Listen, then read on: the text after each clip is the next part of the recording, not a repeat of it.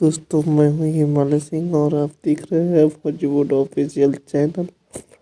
और आज हम बात करेंगे प्रदीप पांडे चिंटू की फिल्म पिया मिलन चौराहा के बारे में कि इस फिल्म को कब रिलीज किया जाएगा और इस फिल्म में कौन कौन स्टार कास्ट है। तो इस फिल्म में स्टार कास्ट में है प्रदीप पांडे, चिंटू, मनीषा यादव, देव सिंह और अवधेश मिश्रा जैसे बड़े कलाकार देखने को मिलेंगे।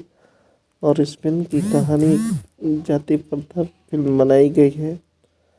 दो जात के ऊपर फिल्म बनाई गई है, हिंदू और मुस्लिम पे।